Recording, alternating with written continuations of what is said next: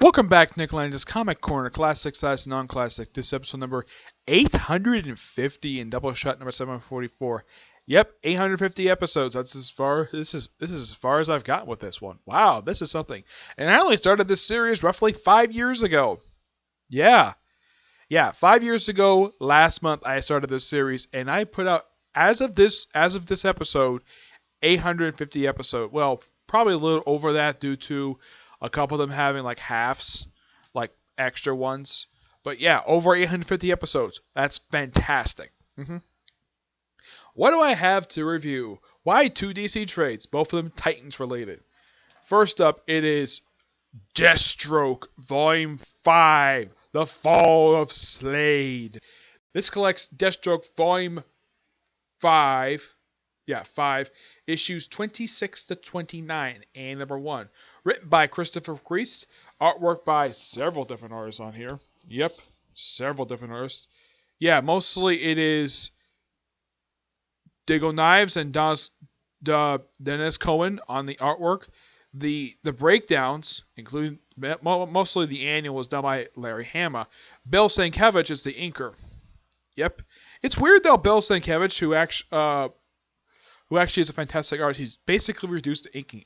Maybe he's trying to slow down. I'm not sure. I know he still does. He still does sketches now and again. The cover art here, the cover on this cover here is done by Ryan Snook. Yeah, in this particular storyline, this is the end of Defiance. Yep, Defiance is shut down. Why? Because the second Power Girl reveals the whole basis of the whole organization. She calls out Adeline on her lying. Yeah, because Slade was missing because of what happened in the previous set of issues. She sent them to New Orleans. And get this, there was no mission in New Orleans. The entire thing was a lie. Yeah, she basically called her out on this, and she confirmed the fact that she lied. So she shut down the whole organization. The whole thing was basically meant to, well, here's kind of the basis of the organization. The reasoning for her making Defiance was to drive her ex-husband insane and save her only remaining son. She has got 2 sons. First one was killed years prior. Yeah, and there's this big bulky guy named David Isaiah. Yeah, that's who this guy is. Yeah, apparently he's connected to Deathstroke. He had a past with him, and of course Jericho himself. And apparently Rose knows him, and he's also been helping her deal with the whole split personality thing. And what happens as a group? Well, in the case of the members here, Kid Flash goes back to Teen Titans, where he's still there to this very day. Power Girl gets knocked to a coma, and she apparently is just trying to bring out the original Power Girl. For some reason, it's never clearly explained how in the world she even got between worlds. Tara disappears after this story arc. As far as I know, she doesn't reappear again. Jericho still occasionally reappears in this book. Him and both Rose. Though I kind of wish these two would join the Teen Titans. And yeah, that's the end of Defiance. The annual is simply put just an epilogue to the storyline. Yeah, this story only lasted for 10 issues. Now, I do have a question though. Why in the world did Christopher Priest decide to end the whole Defiance thing? This, I think, was a really neat idea. With them being mercenaries and be sort of like Dark Titans. I love the outfit. Yeah, and after Defiance is shut down, this is actually about partway through the storyline, about just a few issues in, and he stops wearing the Defiance outfit, and he goes back to not the outfit he got at the start of Rebirth. Oh no, he goes back to the George Perez costume. I am not kidding about that. He goes back to the George Perez costume. I have no idea why he did this for. This is the second time in this book he actually does this. Yeah, where he goes back and he's shown wearing this outfit in flashbacks. Heck, they reference the Judas contract in here with Tara's apparent death. Also, there's a Longmire reference. Yeah, with the whole sheriff in the middle of the desert thing. Yeah, that's a Longmire reference. And they also said up prior to Power Girl falling into coma that she and Wally have a thing for each other. Yeah. And she, of course, also referenced what happened in the pages of World's Finest. Yeah, but if you want to know what... Yeah, and also Kid Flash goes back to his well, his regular outfit. As for everybody else, they just disappear. Terra is one character who just disappears and is never seen again. Yeah, as far as I can tell, he just disappears. Yeah, she disappears. There's no explanation what happened to her. There's a brief fight between. There's also, yeah, and also Deathstroke a chance to fight the Superman of China. Yeah, here he is in his George Perez costume. A slight redesign, but yeah, it's the George Perez costume. How? The orange underwear.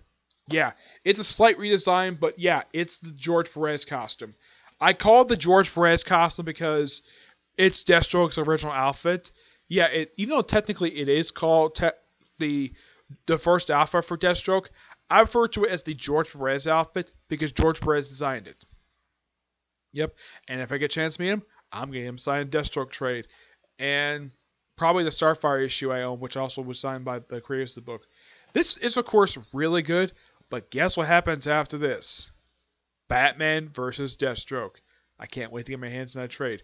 Right now, at the end of this, Deathstroke goes to Arkham Asylum, and then by the next arc, despite the fact that we have the whole him going to Arkham Asylum, that is not followed up upon for 6 issues.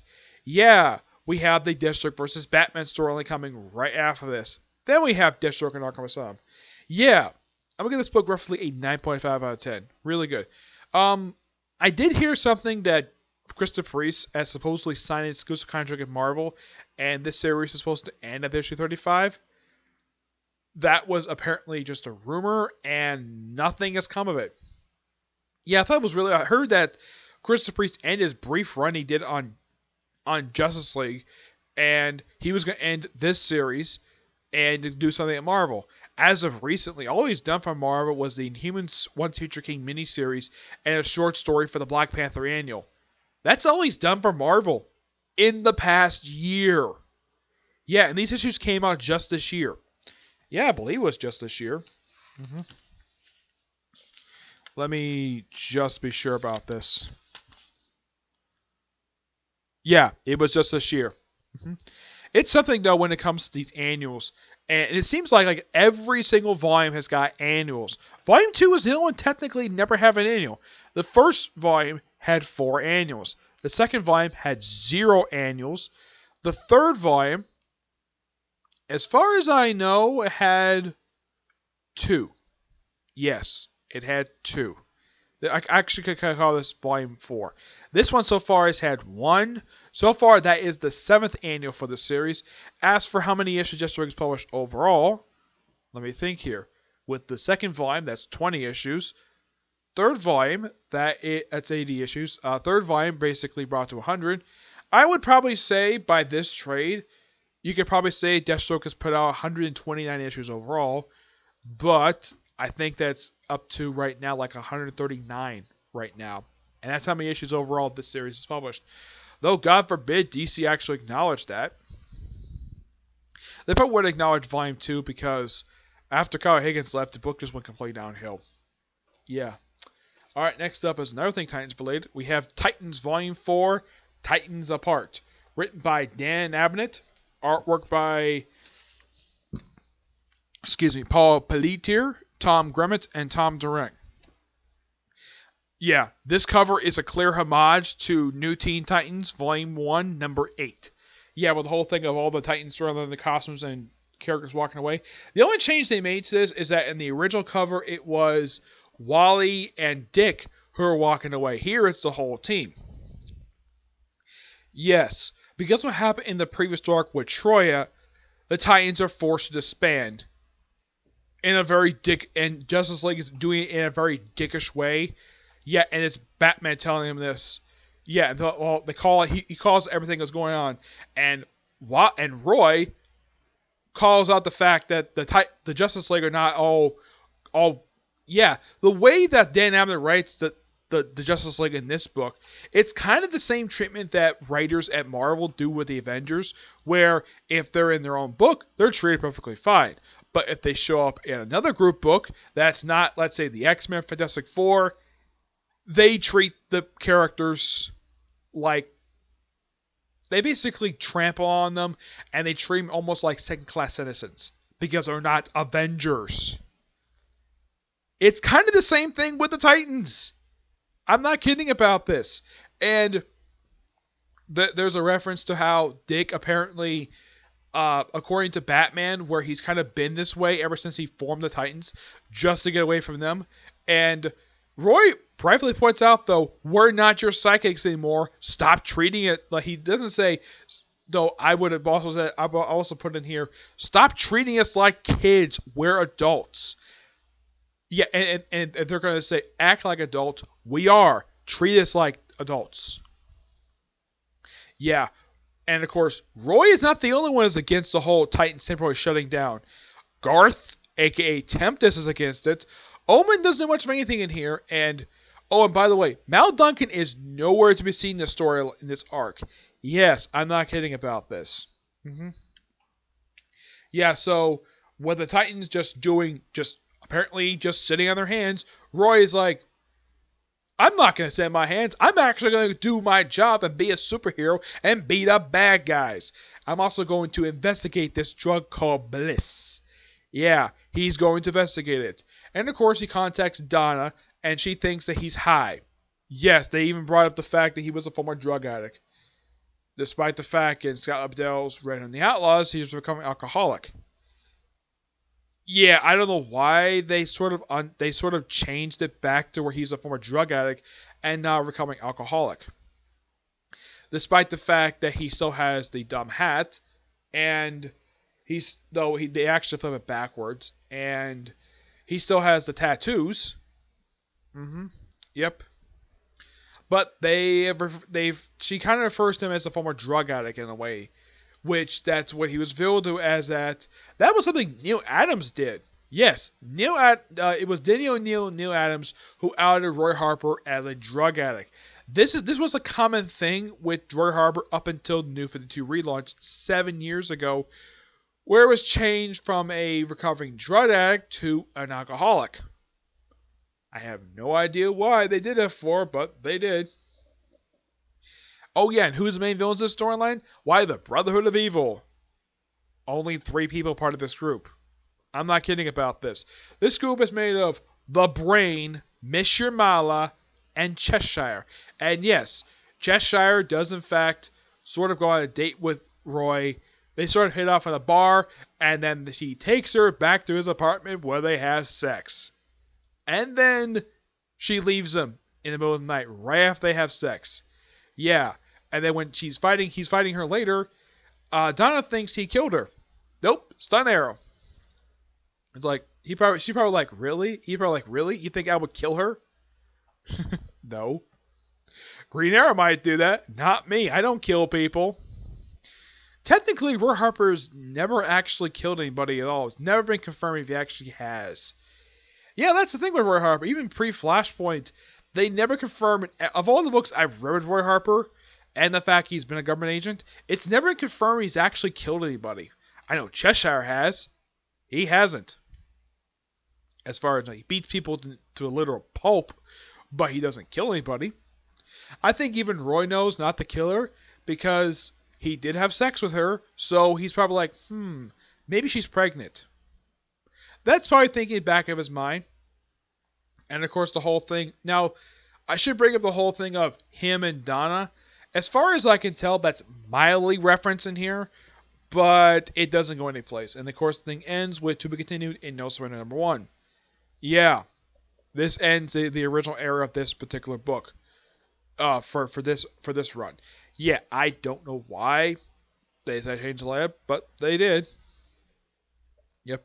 I'm going to give this book roughly a 9.5 out of 10. Final thoughts on this era?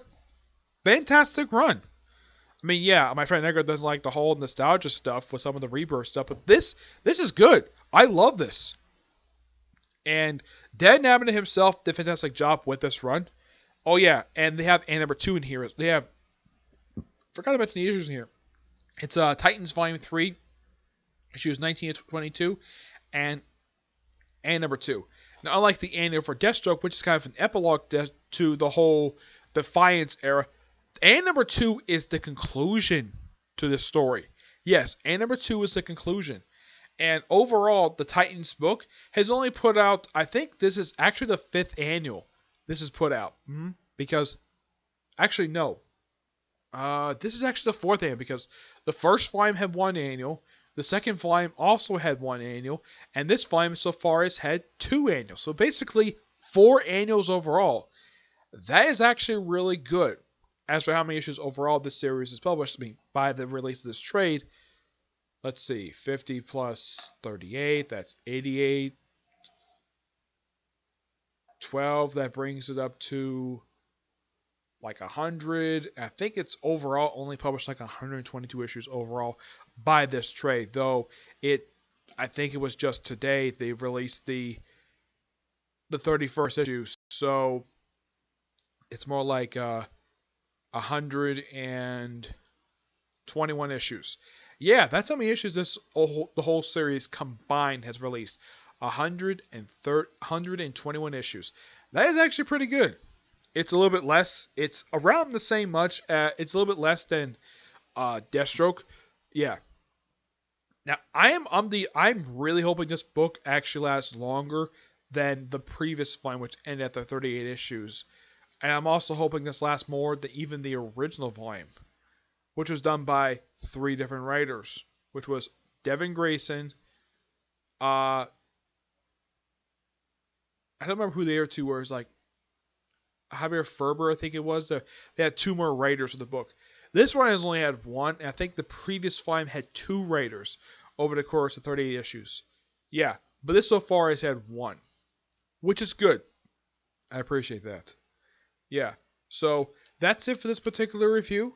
Stay tuned for my reviews of Ace Attorney, Tokaguri, Black Clover, and that's it. I got 3 more videos planned for today. Expect to see the videos soon, okay? But to see you there. Bye.